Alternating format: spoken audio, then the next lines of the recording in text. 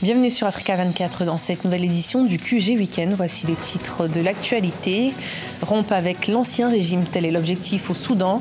Après la destitution du président Omar el-Béchir, c'est au tour du ministre de la Défense de partir. Aoud Ibn Aouf a renoncé à diriger le Conseil militaire de transition. Dans l'actualité également, nous parlerons littérature avec le nouvel essai politique du juriste Erasme Glessoubé, intitulé Bénin, une démocratie à rude épreuve. L'ouvrage évoque les événements qui ont marqué la vie politique du pays. Vers une coopération régionale solide dans le cadre de la lutte contre le trafic de diamants, la question a été abordée à l'occasion d'une réunion entre les pays de l'Afrique centrale, producteurs de diamants. Mais tout d'abord, en Libye, l'armée nationale libyenne du général Khalifa Haftar poursuit son offensive pour tenter de s'emparer de la capitale Tripoli.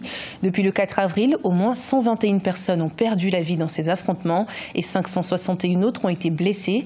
Le bureau de la coordination des affaires humanitaires de l'ONU a fait état de 13 500 personnes déplacées par les combats, dont 900 ont été hébergées dans des centres d'accueil. Au Soudan, après la destitution du président Omar el-Béchir par l'armée le 11 avril, c'est le chef du Conseil militaire de transition qui a démissionné. Il a été remplacé par Abdel Fattah Abdelrahman al-Bourhan. Ce dernier annonce la fin du couvre-feu et la libération des manifestants arrêtés. Plus de détails avec Solène Duplessis et Grazila Tchakounte. Tentative d'apaisement au Soudan.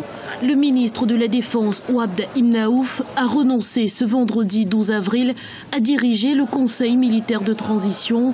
Il est remplacé par Abdel Fattah Abdelrahman Bourhan, inspecteur général des forces armées, jugé plus consensuel, qui a annoncé ce samedi, entre autres mesures fortes, la levée du couvre-feu et la libération des manifestants emprisonnés. Je pense que le deuxième chef de l'armée va calmer la situation s'il a appelé aux élections, s'il a appelé à délivrer le pouvoir au gouvernement civil.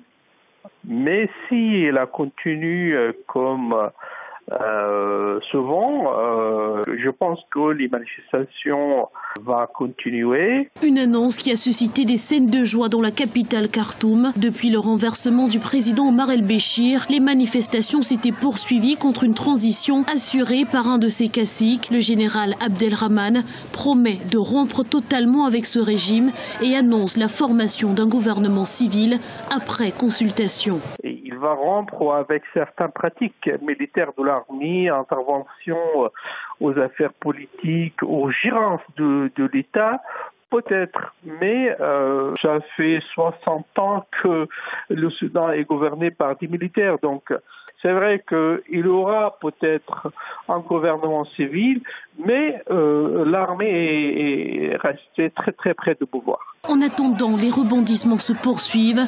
Salah Ghosh, patron du Nice, puissant service de renseignement soudanais, à l'origine de la répression du mouvement de contestation, a présenté sa démission. En ce qui concerne le président déchu Omar el-Béchir, les militaires affirment qu'il ne sera pas livré à la Cour pénale internationale.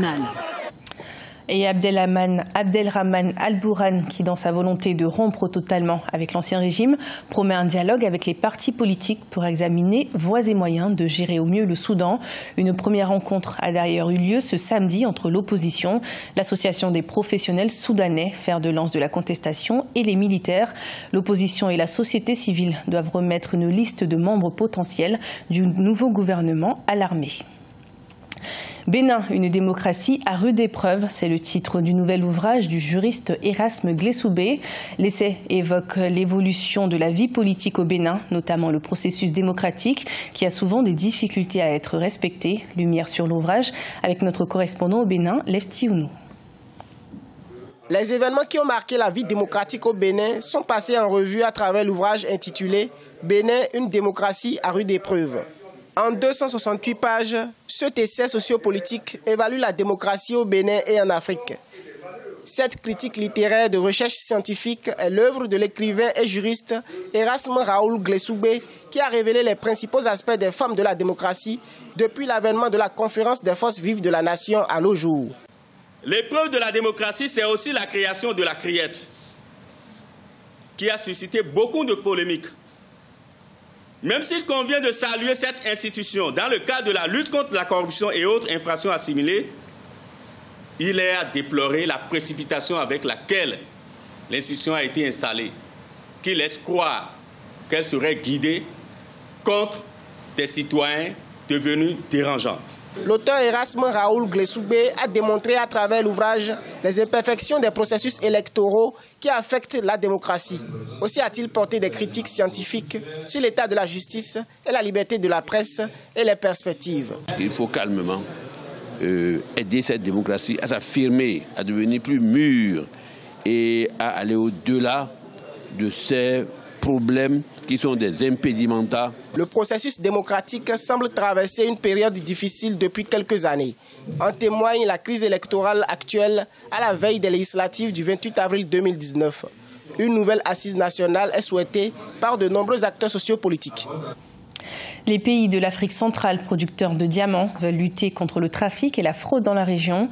Ainsi, ils se sont réunis du 10 au 11 avril à Kinshasa afin de mettre en place un processus de coopération régionale pour atteindre cet objectif. Des explications avec Jacques Amboka. Lutter contre les trafics de diamants frauduleux et décents, jeter des bases pour une solide organisation du secteur artisanal. Un état des lieux du processus de Kimberley dans les pays de l'Afrique centrale a constitué le leitmotiv de la rencontre de 2 jours du 10 au 11 avril entre les experts de la République du Congo, de l'Angola, de la République centrafricaine, du Cameroun et de la République démocratique du Congo, hôte de ces assises. Nous disons que, outre que les diamants, les artisanaux, qu'est-ce qu'ils vont devenir si le diamant n'existe plus? Il faut que l'exploitation actuelle soit pour nous l'outil d'investissement pour transformer la vie de nos peuples respectifs.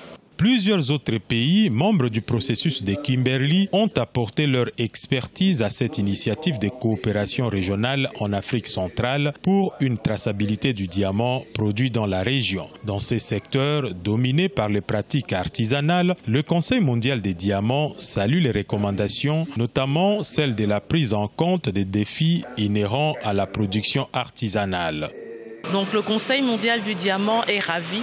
Tout d'abord, de voir que l'industrie du diamant, la chaîne de l'industrie du diamant est prise en compte, c'est-à-dire que l'aspect artisanal de la production du diamant est pris en compte. Outre l'attention accordée à l'exploitation artisanale du diamant, l'atelier du processus de Kimberley sur la coopération régionale en Afrique centrale a par ailleurs insisté sur l'identification des réseaux mafieux, l'objectif étant de mettre en place un système de détection des acheteurs et négociants suspects. Le Tour cycliste international du Togo se poursuit. La première étape, Lomé-Atakpamé, a été remportée par le Français Barré Jérémy. La 3e place revient au Burkina Faso, favori pour beaucoup dans cette compétition. À noter que l'événement a démarré le 10 avril dernier. Reportage de notre correspondante Emefa Kofi. Ils affûtent leurs armes pour la 28e édition du Tour cycliste du Togo. 8 pays y participent, dont 5 Africains notamment, le Bénin, la République démocratique du Congo, le Burkina Faso, le Niger et le Togo. L'Allemagne, la Belgique et la France représentent les autres équipes. Chaque pays dispose de 6 coureurs, sauf le Togo qui a aligné 2 équipes de 6 coureurs. On déplore quand même les absences du Nigeria, de la Côte d'Ivoire, qui devrait en fait faire la doublette au niveau des favoris de cette compétition. Malheureusement, la Côte d'Ivoire n'est pas là. Les autres cartes restent à jouer et le choix est totalement free entre le Togo, la RDC et la formation du Bénin. Mais le Burkina reste fondamentalement grandissime favori de cette compétition. Sur ce tour cycliste, les coureurs affrontent 5 principales étapes. La première, Lomé-Atakpamé, longue de 158 km. Longabou-Sokodé, 112 km. Comté-Defalekara, 62 km. Karatiamba, 106 km. Et le circuit d'Agoué, long de 92 km. Nous avons eu le courage de former les enfants sur ce plan et voir aussi les autres pays qui ne sont pas arrivés. Nous avons vu que le constat et les statistiques nous donneront que nous serons au moins sur les 5 étapes, gagner au moins 2 étapes. Merci. Le Burkinabé Doman Paul a remporté ce vendredi la 3e étape. L'Allemand Elam Duliam, arrivé en seconde position, arrache le maillot jaune au Français Barret Jérémy. La 4e étape prévue ce 13 avril a été annulée en raison de manifestations, alors que le 28e tour cycliste du Togo prend fin ce dimanche 14 avril avec le circuit d'Agoué. Fin de ce journal, merci de votre fidélité. Retrouvez dans un instant une nouvelle édition de l'information sur Africa 24.